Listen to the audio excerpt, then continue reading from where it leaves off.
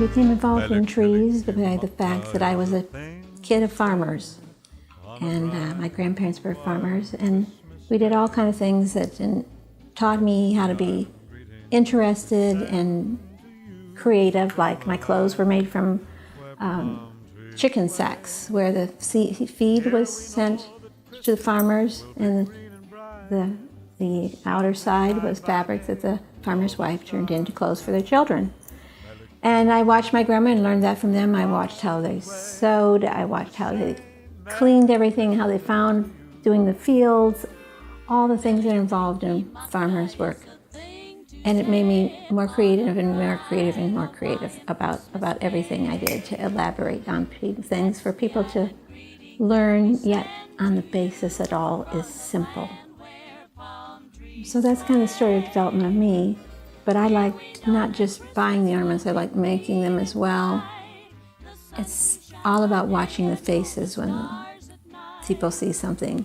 And then I like gift giving so much. I love to give, so I make usually ornaments for people to take home from special events or things. And that's how I got started, and I haven't stopped. I went to work on the second tree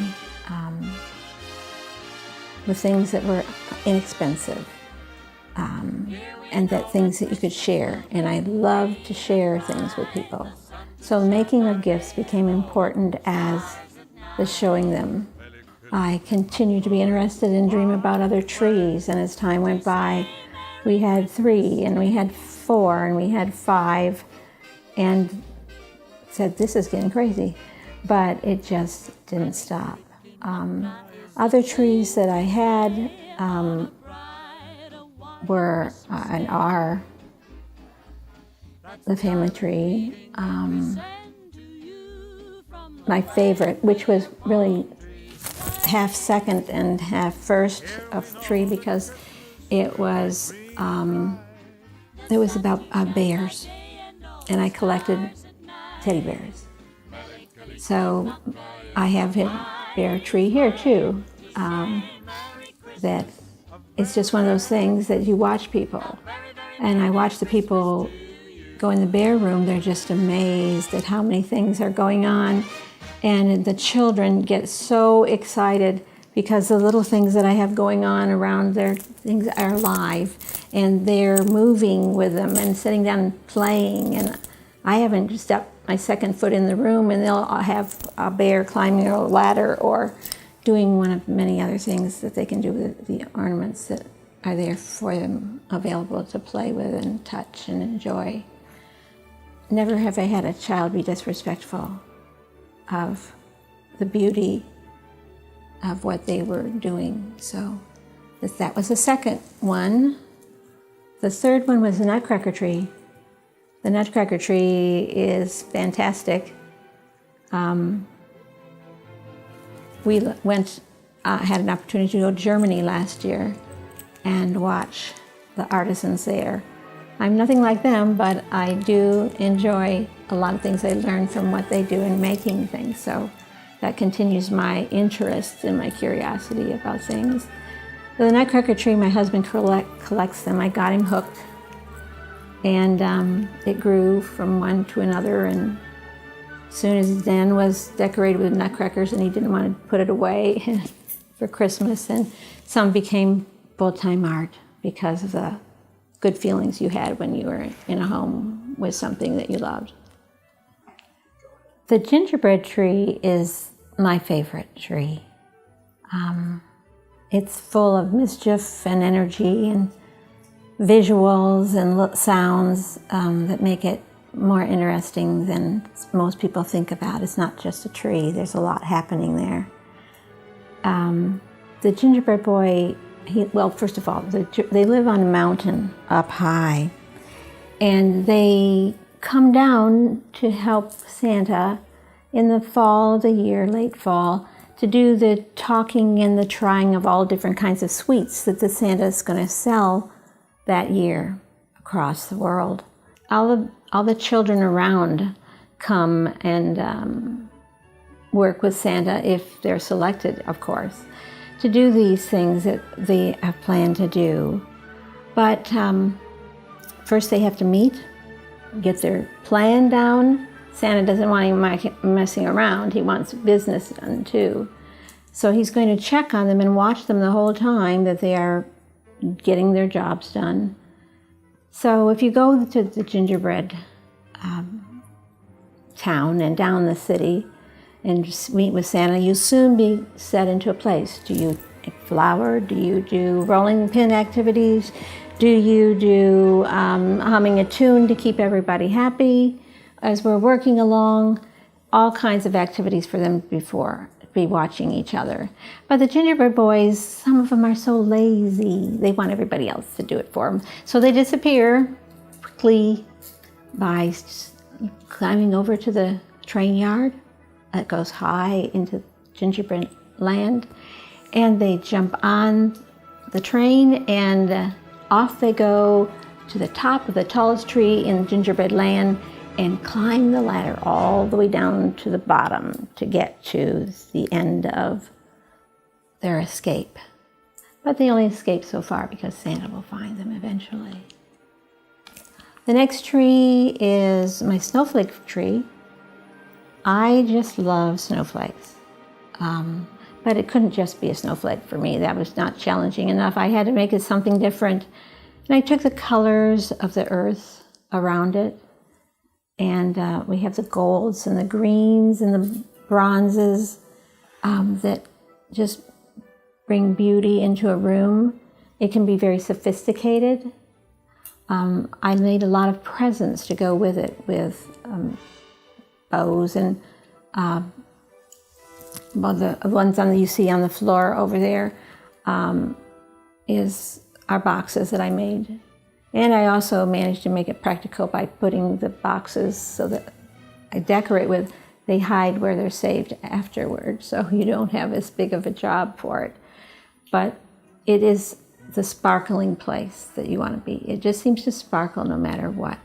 It is, it's a love. I mean, it's not a job to me. A lot of people, how do you get all that done? It must make you very tired. But I'm not thinking in that way when I'm working on things. And I schedule my time accordingly. I enjoy the process of putting things together and putting them apart and studying. And I always wonder that when I get up the next morning after I thought, I worked on that hard, but I really haven't conquered that other part on that tree. And I'll walk in and somebody will say, wow, that's beautiful. I'm looking. I didn't need to do anything else after that tree. There's a lot.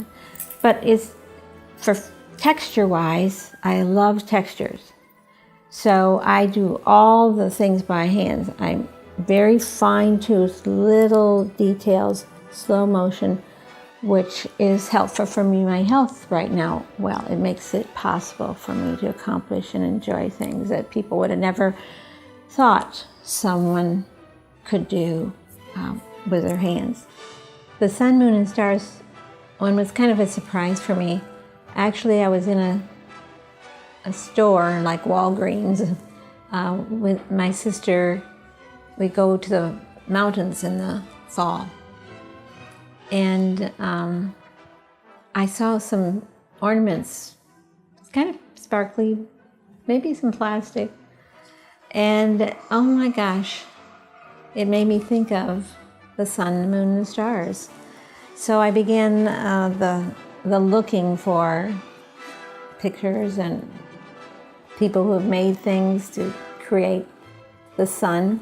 So it depends on the lights that go into it. So it started as kind of a theme one and developed on those bases. And today it's kind of what we call our special place. It's a religious, it's a spiriting thing to think about. What has the sun and the moon and the stars brought to us? And why does it give us comfort? And all those things that go with it. But it's beautiful. This is one of the trees that in the beginning I found nothing, hardly to pick anything up. So I began again back to as if I was back on the farmland making things all over again. but I began making my own pieces. And that grew. It grew. I found all kind of ribbons in odd places. And I would let them sit in my mind for 6 months, a year, whatever it was, to find the right thing. And all of a sudden there's aha to it. So it's, when people leave here though, that is a tree that people say, you know, I don't want to seem strange to you, Mrs. Johnson, they'll say, but I felt like a spiritual covering me as I walked through these things, and it made my eyes wet as I went through. And I smiled. This was the manager of our bank, our local bank, and she had brought her daughter. She said, I never expected this, and I never expected to have a relationship with this knight as more than just one-sided. It's a special one, I think. Okay, you're coming to my favorite of all times, probably, because it means something different in a different category. Who has a watermelon tree? Well, Mrs. Johnson has a watermelon tree, and it started with picking watermelons at my grandma's on Sundays. We got together after church and had a watermelon together as a family. And sometimes there was 15, 20 of us getting together and enjoying the afternoon. I always loved the watermelon. And then the designer part of me in those later years go, oh. And I said, you know, I think I remember some sewing things that Grandma had that were left. So I looked and I found the cloth that Grandma had left for me that I had forgotten about a long time ago, and it had watermelons in it. I encompassed that with small buttons that belonged to my grandmother, and I had to make a watermelon about her and us in spirit. So I began that task, and it was the year after I first was identified with Lewy bodies. And my hands, the Parkinson's, were trying to play with my ability to write. And they brought in some new medication, and wow, it was fantastic. All the wiggling stopped. I could sign my name. I could do that to this day still, even though other parts of there are issues. But that hung on. And I was so excited about having that tree. So there are all kinds of things in it with watermelon. I used poles from fans to get the blobs off, and some of them have watermelons on them. And I've gone to watermelon stores. We like to go to a special place up in Michigan that has a huge Bronner's Christmas store, and I get ideas from looking at them. Few ornaments, but I do have a few from them too, but most of them are added on to by things. It's been the joy of my life to have that come to me, and it means so much to be able to still sign my name, and I don't have to have that taken away from me. Christmas is my favorite time of the year because I love watching people share with others. I love to watch that, see people care and give all year long, and not just that time. It's a belief system that the world is a better place when you love things about it and can recognize what there is and how it affects us, other people. There's nothing like surprising someone with something that they never expected to have or expected to see. It's a special place, a special time. I think people miss a lot by closing their eyes.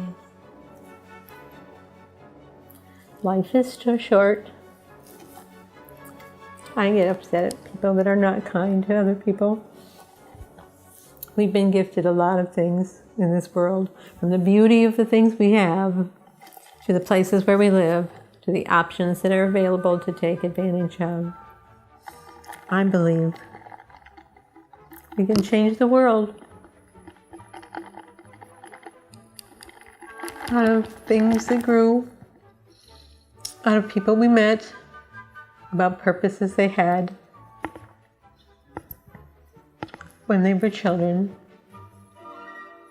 and that they understand when you've heard that, you need to accept it and move on, learn and love and care.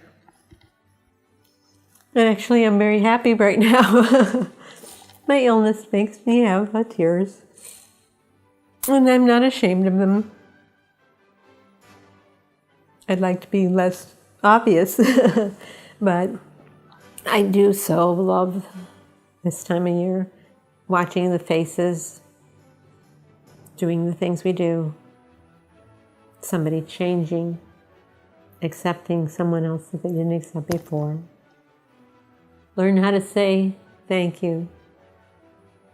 Yearning to say, I never would have thought that before. Learning to be able to walk out the door of something very simple, of seeing the glory of God, that everything's there for us and for each other. So we need to shape up, get with it, get out there and make it a special thing. Surprise somebody. It'll never be the same.